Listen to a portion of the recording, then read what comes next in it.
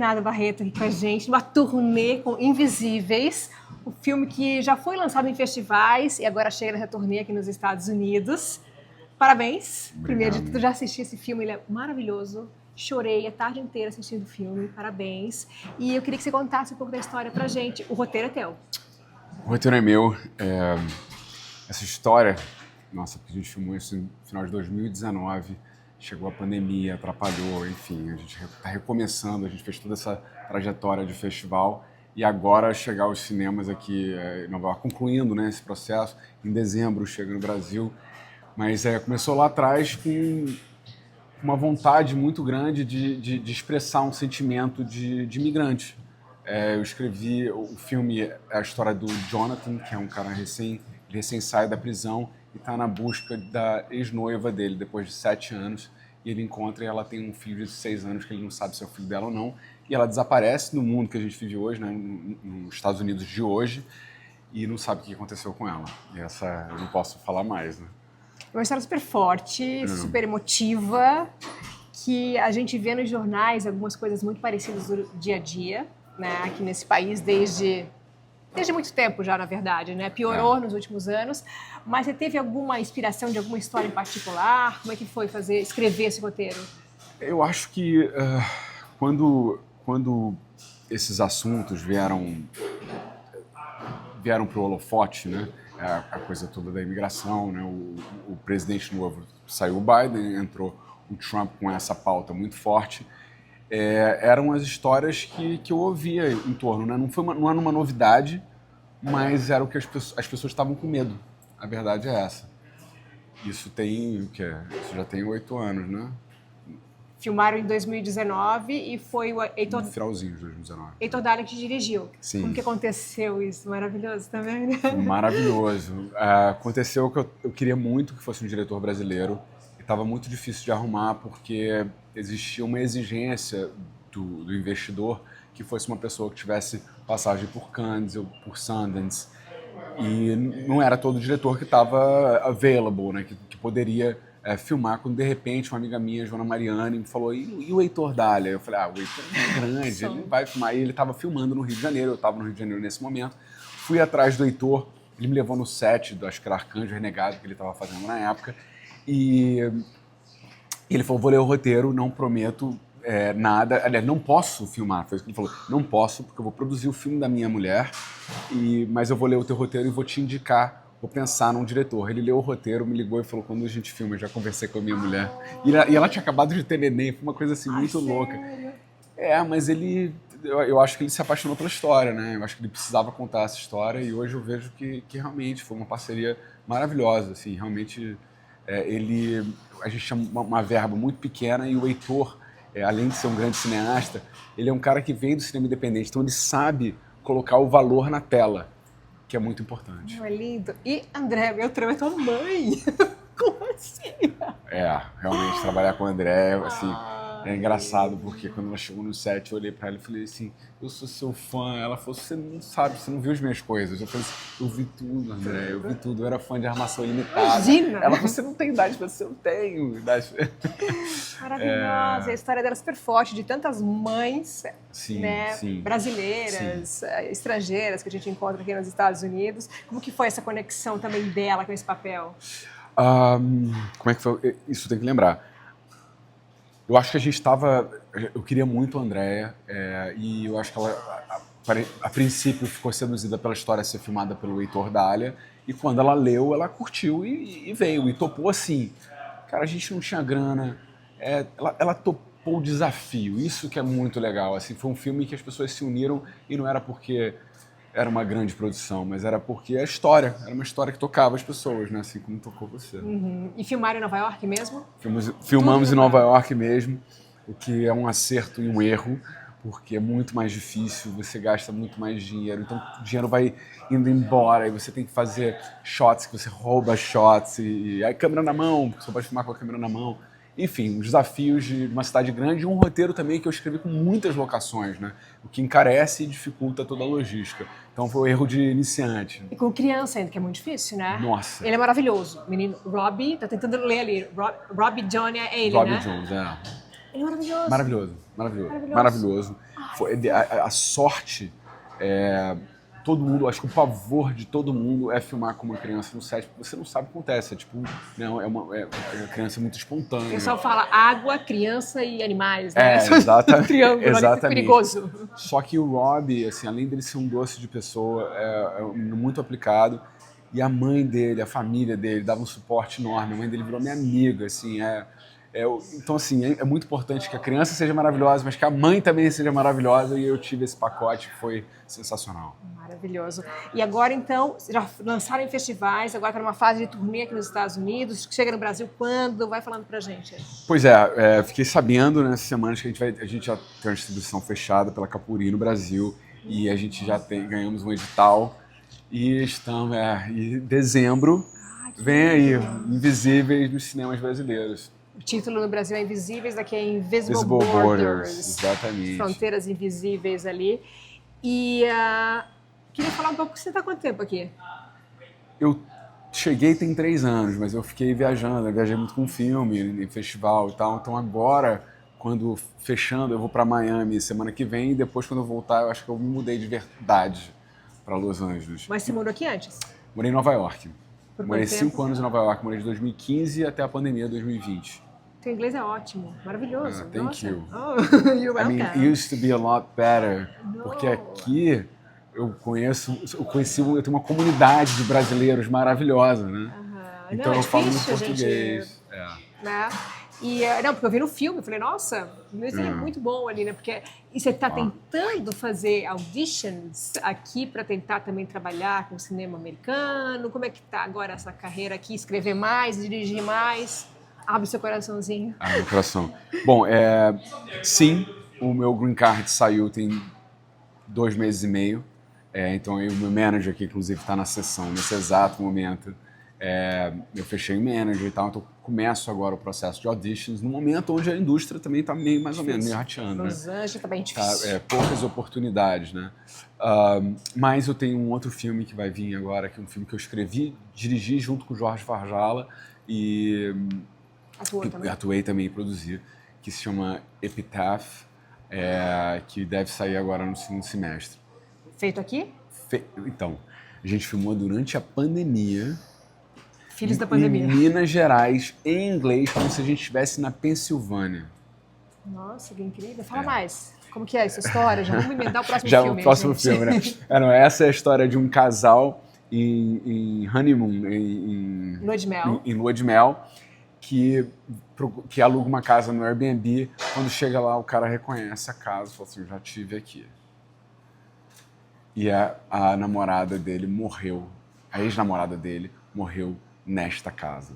E aí tem um mistério sobrenatural, enfim. Mas é um filme muito em cima de atuação, são só 3 atores, era o que dava para fazer durante a pandemia. Assim, eu escrevi pensando num processo pequenininho, onde pudesse focar no que realmente me interessa, porque eu faço tudo isso, escrevo roteiro, dirijo e tal, mas eu sou ator.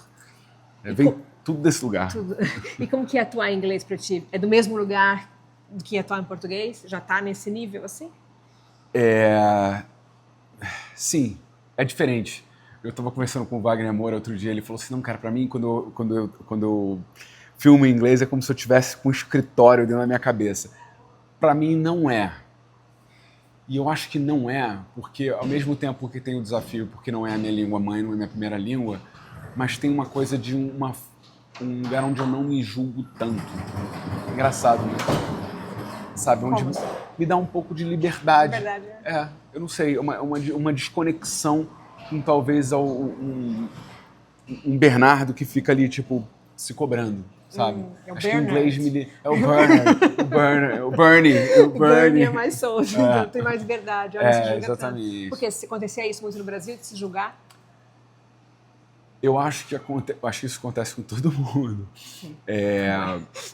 Eu acho que, bom, eu estudei muito tempo teatro nos Estados Unidos. E eu acho que quando eu estudei nos Estados Unidos, uma das coisas que me libertou muito foi não conhecer ninguém. Então eu já comecei de um lugar onde era mais selvagem, sabe? Onde eu podia experimentar coisas, onde eu tinha mais permissão. Embora eu acho também que tem um lado meio careta americano, né? em que a gente não é mais soltinho. Molho, tem molho. É o molho. Mas enfim, mas eu acho que o desafio e a diferença é essa. Assim, acho que, claro que em português né, eu tenho mais domínio, mas essa falta de domínio também me ajuda no português. Eu acho que eu sou estranho atuando em inglês. Eu não sei, você viu. Eu achei ótimo. Nossa, agora você falou que fez teatro há muito tempo aqui, explicou também essa atuação, esse inglês perfeito. Mas você acha que esse julgamento seu, contigo, é algo, de repente, que vem lá de trás, porque as pessoas viram aquele Bernardo... Não. A cobrança ali, porque você acha que você era assim, o Bernardo da Malhação.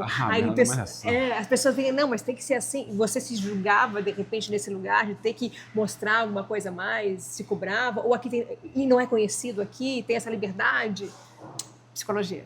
Talvez, mas eu acho que vai mais longe ainda, né? Eu acho que a coisa da televisão, quando eu entrei na televisão, né, via Malhação, eu já tinha estudado em Nova York e era muito diferente.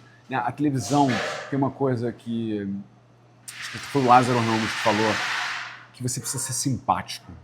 Você precisa estar sempre... A atuação ela é quase que um segundo plano, porque na verdade é você pegar, decorar texto e ser simpático. Qualquer coisa a mais é bom, entendeu? Mas o básico é mais ou menos esse.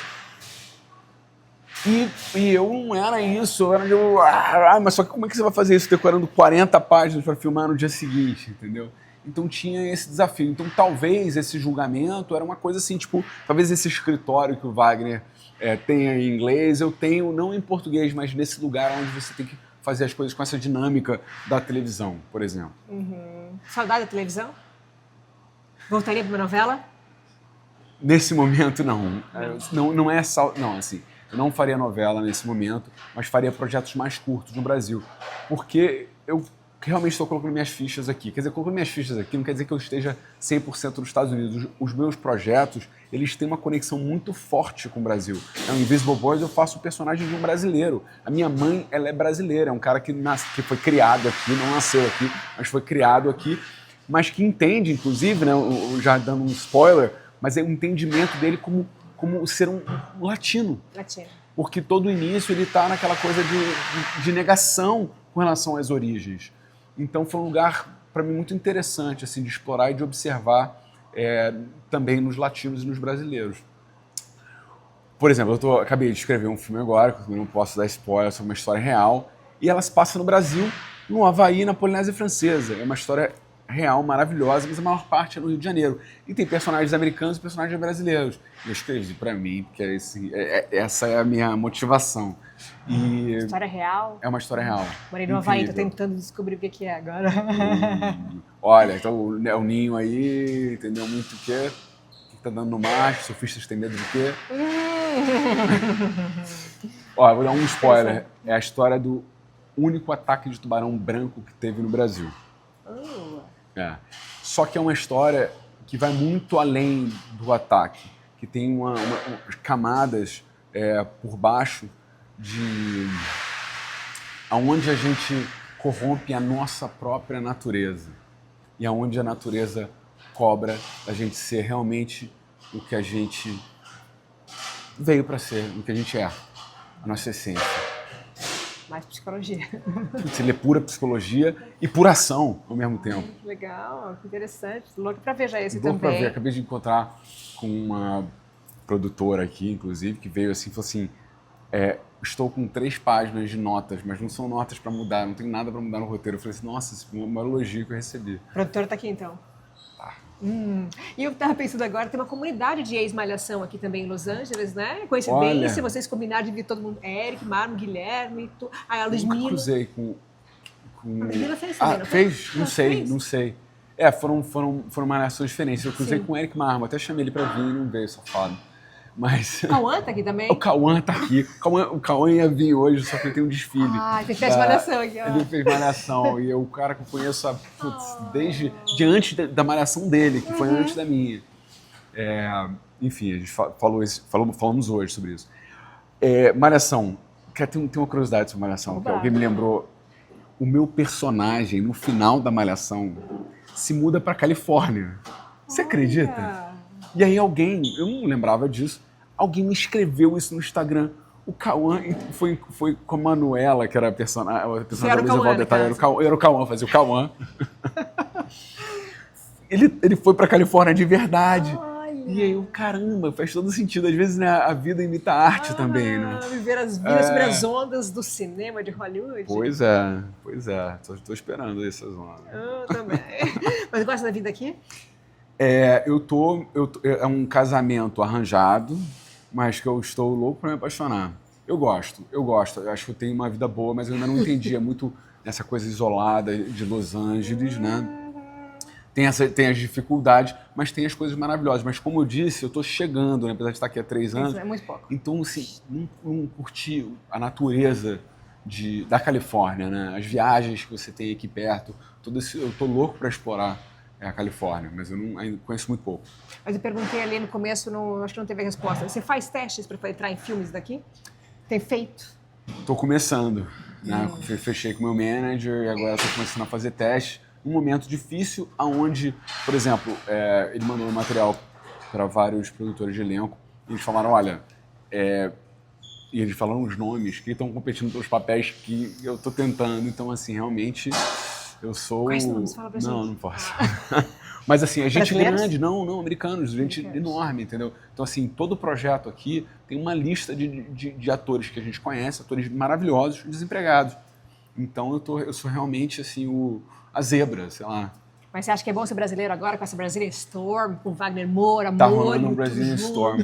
Sim, mas eu não tenho a fama que eles têm, né? Então assim... Ainda? Ainda, não tenho. Mas tô aí, tô assim, louco para passar por essa porta aí. Maravilhosa.